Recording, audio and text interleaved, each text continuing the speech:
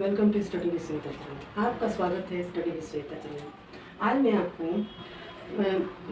भाषा, बोली, लिपि, व्याकरण पढ़ाने जा रही हूँ। ठीक है, तो ये हिंदी का, सामान्य हिंदी का सबसे पहला चैप्टर और बहुत इम्पोर्टेंट चैप्टर होता है। तो इसको समझना और पढ़ना बहुत ज़रूरी है। सबसे पहली क्लास यही होती है, भाषा, बोली, लिपि और व्याकरण। तो पहले हम ये समझते हैं भाषा क्या होती है। तो भाषा के बारे में हम सब परिभाषा समझते हैं।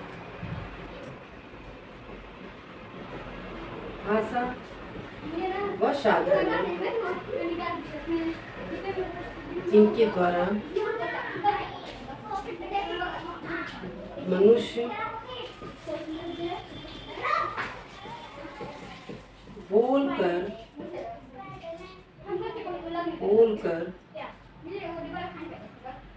सुनकर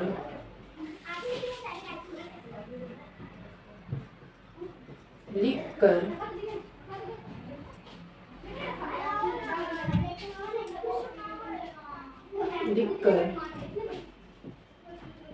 पढ़कर अपनी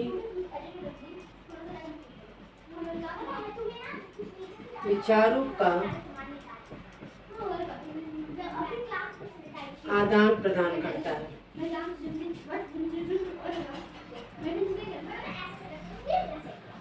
ठीक है, सबसे पहले हम ये समझते हैं कि भाषा क्या होती है। भाषा के बारे में पहले समझते हैं, भाषा की परिभाषा क्या है। तो भाषा ये की परिभाषा ये है, भाषा वह साधन है, ठीक है ना, वो साधन है, वो जरिया है जिसके द्वारा मनुष्य बोलकर, सुनकर, पढ़कर, लिखकर अपने विचारों को, अपनी बातों को आदान प्रदान जो करता है वही भाषा होती है। चाहे वो बोलकर अपनी बातों को पहुंचाए, या लिखकर पहुंचाए, या सुनकर अपनी बातों को कहे, ठीक है ना, लिख कर कहे, ये सब क्या है, भाषा है। भाषा दो प्रकार की होती है। भाषा दो प्रकार की होती है, एक मौखिक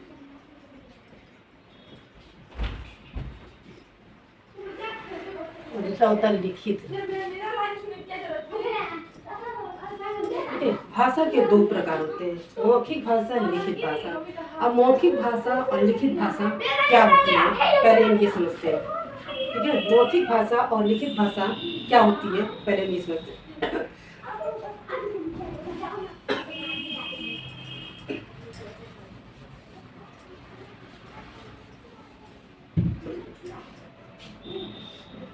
मौखिक भाषा यह भाषा का वह साधन है, ठीक है ना, भाषा का वह साधन है जिसे हम बोल कर करते हैं। जैसे भाषण, संवाद इत्यादि। देखिए, पहले मौखिक भाषा समझते क्या होता है। मौखिक भाषा भाषा का वो साधन है जिसे हम बोल कर करते हैं, केवल हम बोल कर ही करते हैं, भाषण, संवाद इत्यादि। ठीक है, भाषण, संवाद इत्यादि। ठीक है, जो हम बोलते हैं, जो भाषण देते हैं, वो क्या है, वो भी भाषा है। वो कौन सी भाषा है, मौखिक भाषा है, केवल वहाँ बोल कर बोलते हैं। ठीक है, सिर्फ बोलते हैं वहाँ पे, वो क्या है, मौखिक भाषा है। जब उदाहरण के लिए देखिए, जब इलेक्शन होता है और नेता लोग, ठीक है, क्या करते हैं, मंच पे जाकर अपनी बातों को, ठीक है, अपनी बातों का आदान प्रदान किससे करते हैं, वो मौखिक भाषा के द्वारा करते हैं। वो बोल कर अपनी बातों को समझाते हैं, ये करेंगे, वो करेंगे। ये बात क्या करते हैं, वो लिखित मौखिक भाषा के रूप में अपनी बातों को समझाते हैं। वो क्या होती है, मौखिक भाषा। सिर्फ हम बोल कर समझा सकते हैं, कह सकते हैं, वही होती है मौखिक भाषा। और लिखित भाषा क्या होती है,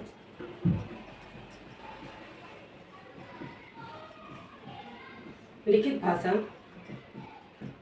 ठीक है, भाषा का वह साधन, भाषा का वह साधन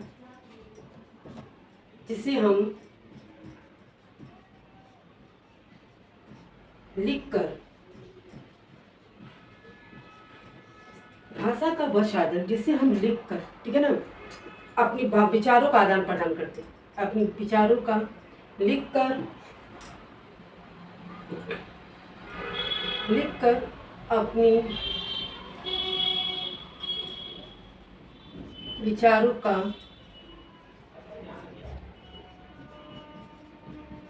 आदान प्रदान करते हैं। ठीक है,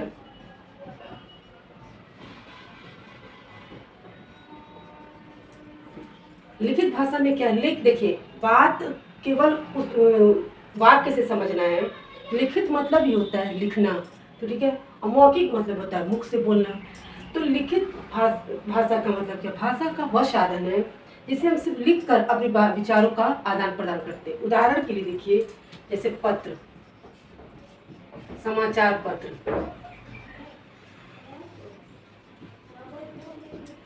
अगर हम किसी को पत्र लिख के अपनी बातों को केवल लिख कर हम उनको अपनी बातों का समझा सकते हैं। जो भी बात आपको कहनी है है तो अपने पत्र के द्वारा आप उनको लिख कर बता सकते, कह सकते।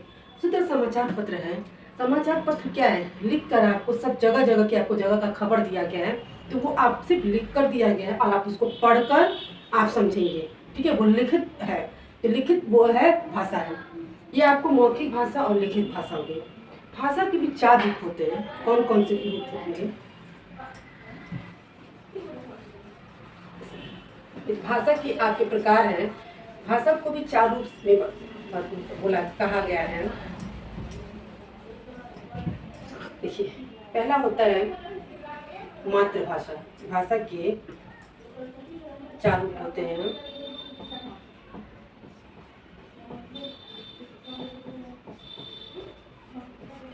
पहला होता है मातृभाषा।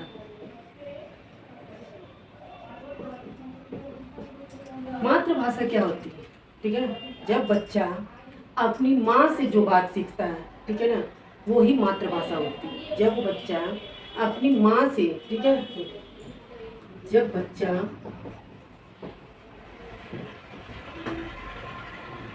अपनी माँ से सीखता है, जब बच्चा अपनी माँ से जो भाषा सीखता है, अपनी माँ से जो भाषा सीखता है, वही मातृभाषा होती है।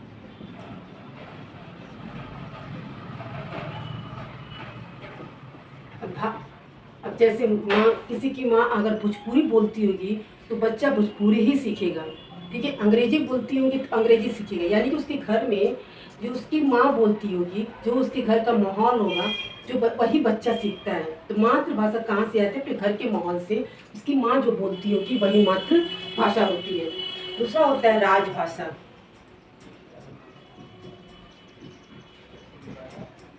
राजभाषा क्या होती है? ठीक है, किसी भी सरकारी क्षेत्र में, ठीक है, किसी भी सरकारी क्षेत्र में,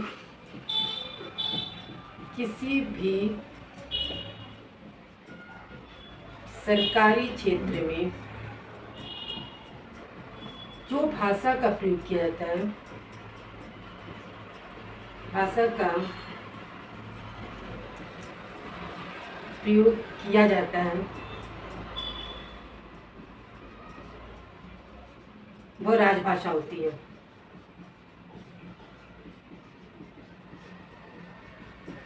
और वहाँ पे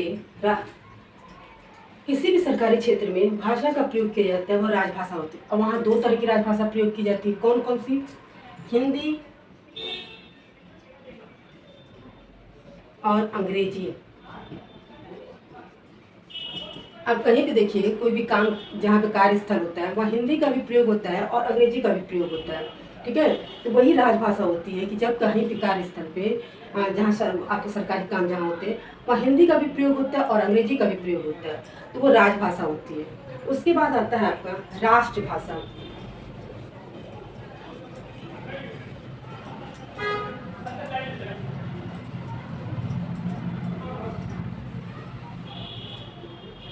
राष्ट्रभाषा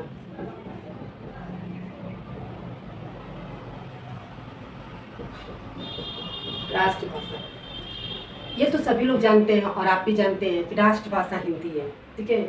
तो राष्ट्रभाषा हमारी हिंदी, और ये भाषा राष्ट्रभाषा का मतलब जो भारत में सभी जगहों पर बोली जाती है वो क्या कौन सी भाषा है? वो हिंदी है। हिंदी एक ऐसी भाषा है जो सभी जगहों पे बोली जाती है, ठीक है।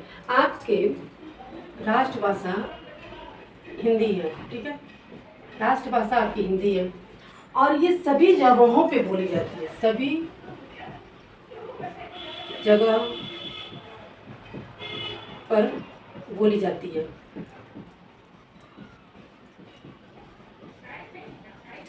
आपको 22 भाषा को मान्यता दी गई है, ठीक है ना। 22 ऐसे भाषा हैं जिसको मान्यता दी गई है, ठीक है। उसमें तो हिंदी सभी जगहों पर बोली जाती है। हिंदी को क्या है? राष्ट्रभाषा माना गया। भारत में राष्ट्रभाषा इसीलिए हिंदी है क्योंकि हिंदी ऐसा भाषा है जो सभी जगहों पर बोली जाती है। 22 ऐसी भाषा है जो उसकी मान्यता दी गई। 22 की भाषा जो है संविधान के अनुसार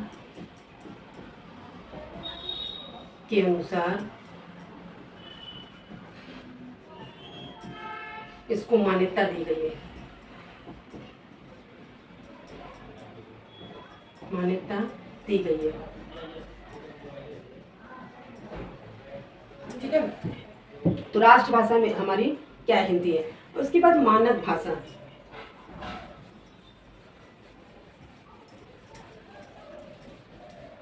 मानक भाषा क्या होती है? ठीक है, मानक भाषा वो होती है, मानक भाषा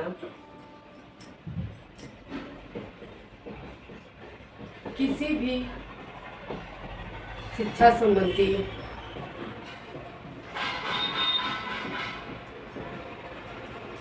या कार्यस्थल पर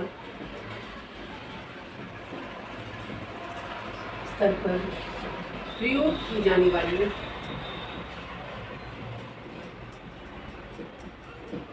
वाली भाषा को हम मानक भाषा कहते हैं, मानक भाषा कहते हैं।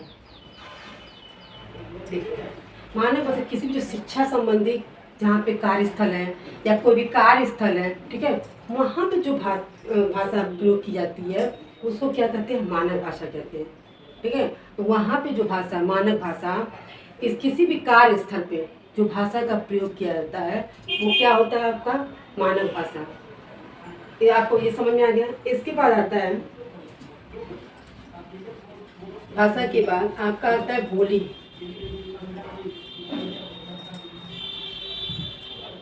आपने भाषा में पढ़ा, भाषा की परिभाषा, भाषा के प्रकार, मौखिक भाषा, लिखित भाषा, फिर भाषा के रूप, राजभाषा, राष्ट्रभाषा, मानक भाषा और मातृभाषा, इतना कुछ पढ़ा। अब इसके बाद आप बोली क्या होती है? देखिए, बोली भाषा का अल्प विकसित रूप है, ठीक है, छोटा रूप है, भाषा का ही रूप है, तो है इसको अल्प विकसित रूप कहते हैं। भाषा का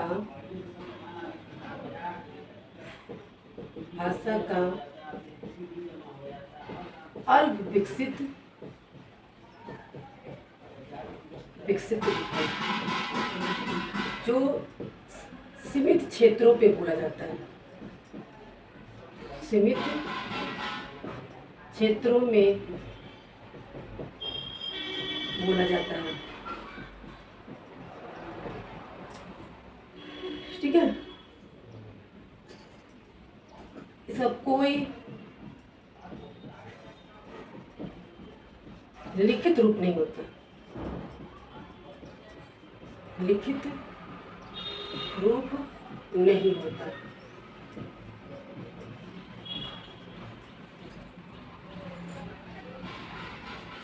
देखिए, लोग कहते हैं भाषा और बोली एक ही होता है, ठीक है। यह मान लेना उचित नहीं है कि भाषा बोली एक ही होता है। उसका उसमें अंतर क्या है? भाषा और बोली में, भाषा अभी आपको बताया गया है कि मौखिक रूप भी होता है और लिखित रूप भी होता है, बट बोली क्या है? बोली एक का लिखित रूप नहीं होता है, ठीक है, बोली को सिर्फ बोला जा सकता है, इसका सिर्फ मौखिक रूप होता है। ये अल्प विकसित होता है, मतलब क्या सीमित क्षेत्रों में बोला जाता है। कहीं गाँव में आप छोटे छोटे जगहों पे जाएंगे, वहाँ पे जो भाषा जो लोग वहाँ पे बोलते हैं, जो थोड़े लोग उस जिस भाषा को बोलते हैं उसी को बोली कही जाती है। वो उनकी अपनी एक भाषा होती है। जिस भाषा को सभी लोग बोलते हैं, ठीक है, जिस भाषा को हम सभी लोग बोलते हैं उसको हम क्या करते हैं, भाषा हुआ। लेकिन जिसको हम थोड़े लोग बोलते हैं, जैसे गाँव में कहीं कहीं उसका क्षेत्र एकदम सीमित है, वो बोली होता है। ठीक है, इसलिए हम ये नहीं कह सकते कि भाषा का रूप बोली है, क्योंकि भाषा में लिखित रूप भी आता है पर बोली में लिखित रूप नहीं आता है। और एक चीज रूप नहीं होता है इसका कोई लिखित रूप। और ये केवल भाषा सब जगह बोली जाती है। जैसे भाषा हिंदी जो है आपकी सभी जगह बोली, लेकिन बोली में कई तरह की बोली होती है। खड़ी बोली, भोजपुरी, इस तरह की जो बोली होती है जगह जगह तो कहीं कहीं गांव गांव में बोले। और तो कुछ लोग बोले, जरूरी नहीं है कि एक गांव में अगर 50 लोग हैं तो 50 लोग पूरे आपके वो भोजपुरी ही बोलेंगे, ऐसा कुछ नहीं है, कुछ लोग ही बोलते हैं। बट हिंदी भाषा आपकी ऐसी है कि सारे लोग, राष्ट्रभाषा इसको माना गया, तो ये क्या है, एक भाषा है। इसलिए भाषा से तुलना इसका रूप माना जाता है, लेकिन वो पूरी उसकी भाषा का रूप नहीं कहा जा सकता। इस भाषा और बोली में यही अंतर है, बोली का कोई लिखित रूप नहीं होता है। इसका क्या होता है ना, लोक कथाएं और लोकगीत में बोली का धरोहर है। ठीक है, जो लोक कथाएं होती है और लोकगीत होती है, लोक कथाएं और लोकगीत बोली का धरोहर है। ठीक है, इसलिए भाषा बोली क्या अल्प विकसित है, छोटे पैमाने पे होता है, कम थोड़ा होता है और उस सीमित क्षेत्रों में ही बोला जाता है, सभी जगहों पे नहीं बोला जाता है। छोटे छोटे गाँव में जैसे बोला जाता है, उसका कोई केवल बोला जाता है। ठीक है, उसका बोलने का रूप होता है, कोई लिखित रूप नहीं है। लेकिन क्या है, उसकी लोक कथाएं और लोकगीत में, ठीक है, बोली उसकी का धरोहर माना जाता है। लोक कथाएं और लोकगीत में बोली का धरोहर माना गया है। इसके बाद आपका है लिपि।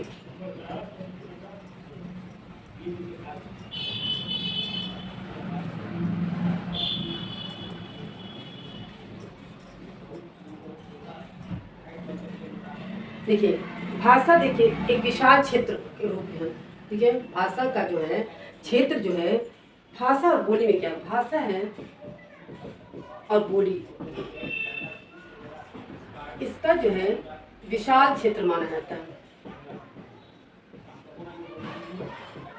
और ये सीमित क्षेत्र है। इन दोनों में अंतर हम बता रहे हैं, ये सीमित क्षेत्र में माना जाता है। ठीक है, ये विशाल क्षेत्र में है भाषा है आपका, और बोली क्या है, सीमित क्षेत्रों में आपको बोला जाता है। और जैसे भाषा में आपका आ जाता है हिंदी, अंग्रेजी, उर्दू, इस तरह से होती है। और बोली में क्या है, खड़ी बोली, भोजपुरी बोली, इस तरह की होती है।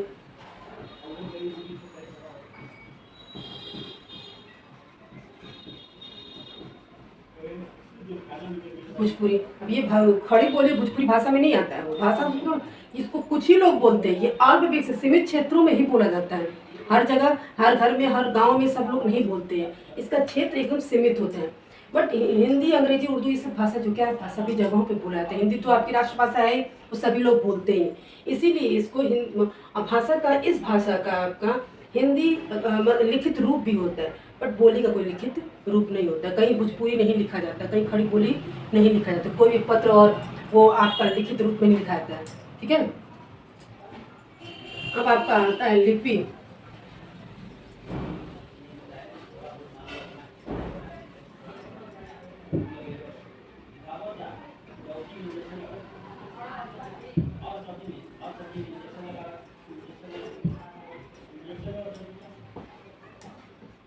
लिपि, ठीक है, अब लिपि क्या होती है, लिपि भाषा की ध्वनि चिन्हों, ठीक है ना, भाषा की ध्वनि चिन्हों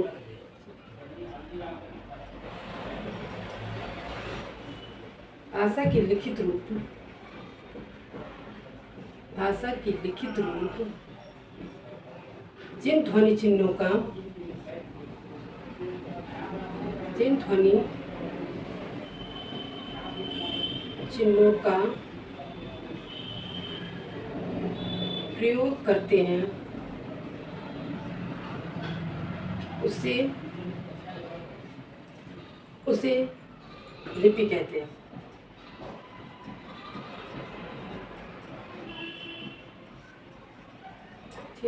भाषा का लिखित रूप जिन ध्वनि चिन्हों का प्रयोग करते हैं उसे हम क्या कहते हैं? लिपि कहते हैं।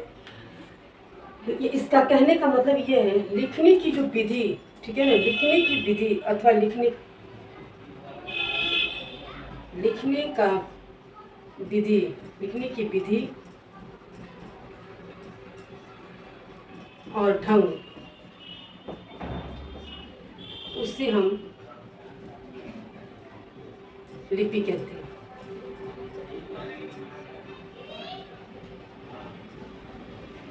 ठीक है, लिखने की विधि और ढंग जो होता है उसे हम लिपि कहते हैं। जैसे भाषा का जो लिखित रूप होता है, ठीक है, जो हम ध्वनि मुंह से जो बोलते हैं और जो ध्वनि चिन्हों का हम जो प्रयोग करते हैं उसे ही लिपि कहते हैं। आ बोलते हैं और आ लिखते हैं, वो क्या होता है? लिपि होता है। यानी कि हमने बोला अ, लिखा अ, ये क्या हो गया? लिपि। यानी कि लिखने की जो विधि होती है और लिखने का जो ढंग होता है वही लिपि कहलाता है।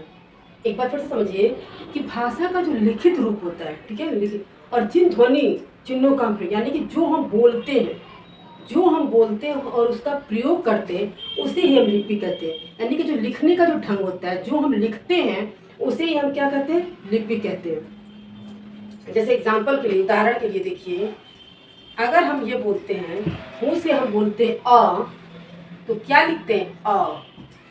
बोलते हैं आ, तो आ लिखते हैं। ठीक है ना। यानी कि हम जिन ध्वनि चिन्हों का बोल रहे हैं, जिन ध्वनि चिन्हों का, तो क्या होगा? जो ध्वनि बोलते हैं, जो ध्वनि मुंह से निकलती, उन्हीं चिन्हों को हम, और ये यही चिन्ह हो जाते हैं, यही आपकी लिपि हो जाती है। ठीक है। तो हिंदी की जो लिपि होती है वो क्या होती है? देवनागरी लिपि। हिंदी, ठीक है ना, हिंदी, संस्कृत,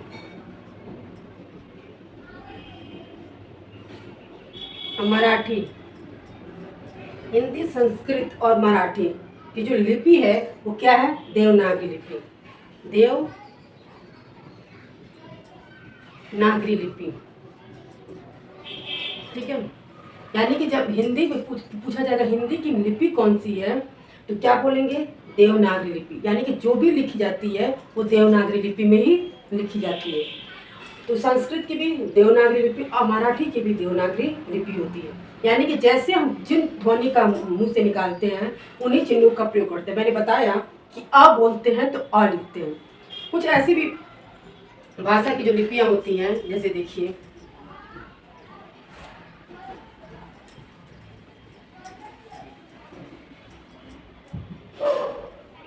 भाषा और लिपि, ठीक है, हिंदी, संस्कृत और मराठी, ये क्या होता है? देवनागरी लिपि। देवनागरी लिपि। अंग्रेजी का क्या होता है? रोमन लिपि का नाम है, अंग्रेजी की लिपि का नाम है रोमन।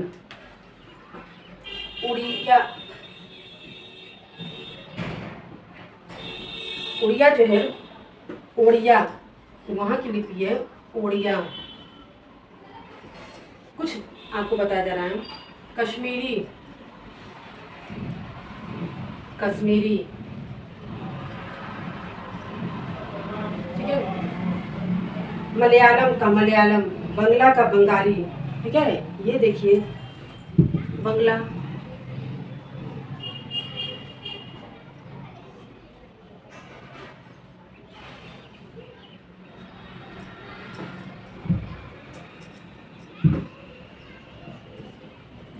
बंगला, बंगाली,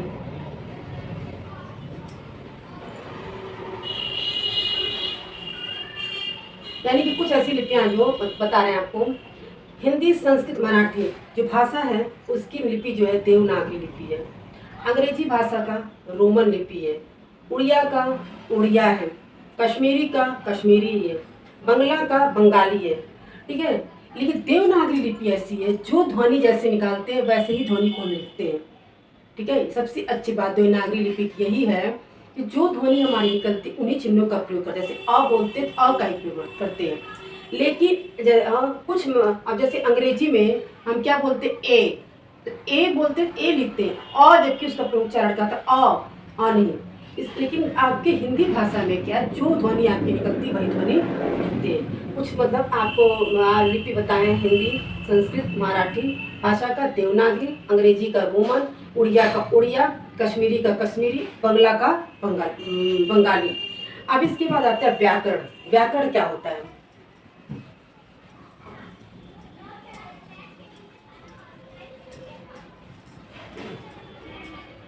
व्याकरण क्या होता है आपको इसके बारे में आपको पढ़ना समझना है।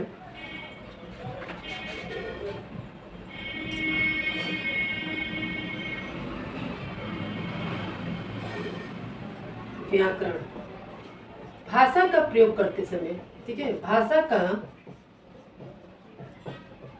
प्रयोग करते समय शुद्धता रूप प्रदान करना। शुद्ध रूप, शुद्धता,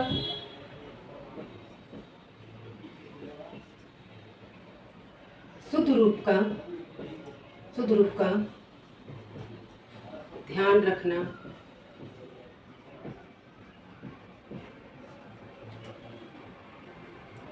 आपकी शुद्ध रूप का ध्यान रखना तभी आपके विचारों को सरलता पूर्वक से प्रदान करता है। तब अपनी विचारों को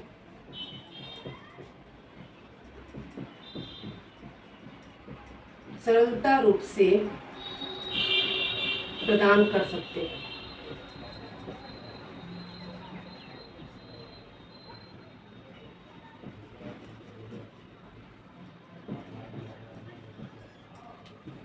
ठीक है। व्याकरण भाषा का प्रयोग करते समय शुद्धता रूप ध्यान रखना तब अपने विचारों का सरलता रूप से प्रदान कर सकते हैं। या फिर ये भी कह सकते हैं भाषा का वह साधन, ठीक है ना, जो व्याकरण का वो साधन, भाषा का शुद्ध ज्ञान व्याकरण से ही होता है। व्याकरण से ही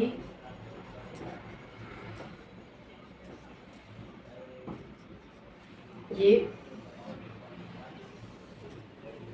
व्याकरण भाषा का प्रयोग करते समय शुद्धता का रूप ध्यान रखना, ठीक है, तब अपने विचारों को सरलता रूप से प्रदान कर सकते हैं।